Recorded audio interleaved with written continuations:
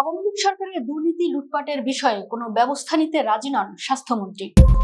বিগত ফ্যাসিস্ট লুটেরা আওয়ামী লীগ সরকারের আমলে অন্যান্য খাতের চেয়ে স্বাস্থ্য খাতে সবচেয়ে বেশি লুটপাট হয়েছে।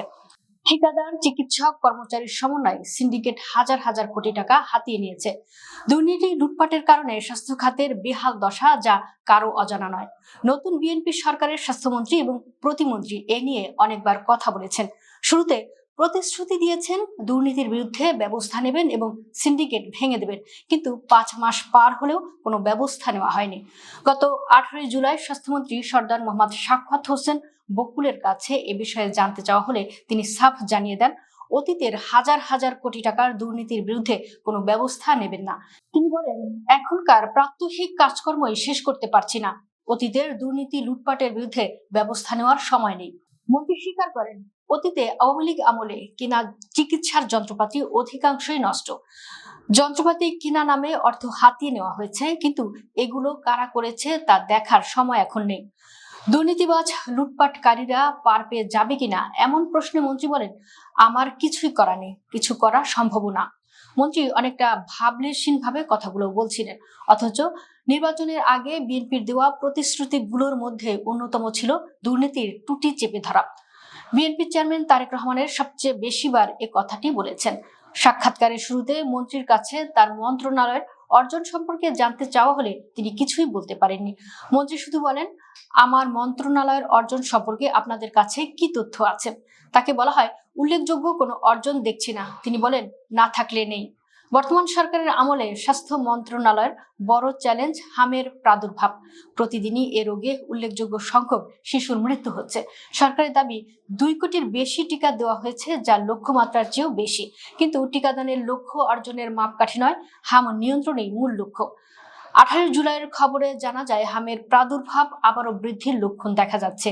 এদিকে ডেঙ্গুর প্রাদুর্ভাব এবার কিছুটা কম হলেও এতে স্বাস্থ্য মন্ত্রণালয়ের কোনো কৃতিত্ব নেই।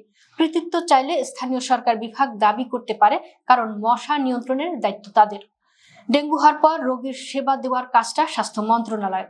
চলতি বর্ষা মৌসুমে ডেঙ্গুর প্রাদুর্ভাব ততটা পরিলক্ষিত হয়নি, তাই স্বাস্থ্য মন্ত্রণালয়কে পরীক্ষায় পড়তে হয়নি। মন্ত্রী সাখাওয়াত হোসেন বকুলকে প্রশ্ন করা হয়েছিল, দায়িত্ব পাওয়ার পর প্রতিশ্রুতি দিয়েছিলেন রোগীরা ডাক্তারের পেছনে নয়, ডাক্তাররা রোগীদের পেছনে দৌড়াবে। 5 মাসে এর কতটা বাস্তবায়ন হয়েছে? প্রশ্নটির জবাবে তিনি বলেন, এ কথা তো অনেক পুরনো হয়ে গেছে।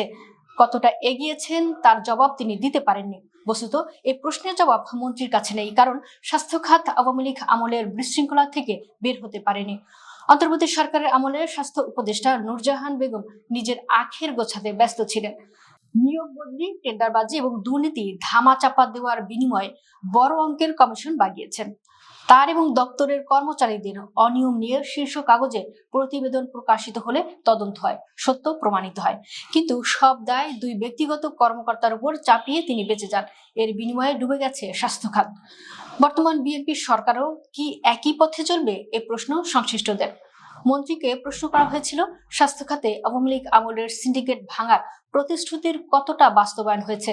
মন্ত্রী বলেন, আমরা ঠিকাদার সিন্ডিকেট ভেঙেছি অনেকটা, কিন্তু বিস্তারিত তথ্য দিতে পারেননি। পুরনো সব সিন্ডিকেট বহাল তবিয়তেই রয়েছে, এ প্রশ্নের জবাব পাওয়া যায়নি। দুর্নীতি করলে বদলি নয়, চাকরিচ্যুতি করবেন এমন প্রতিশ্রুতির বিষয়ে জানতে চাইলে মন্ত্রী বলেন, 5 থেকে 6 জনের বিরুদ্ধে ব্যবস্থা নিয়েছেন, কিন্তু একজনের নাম বা পদবিও বলতে পারেননি।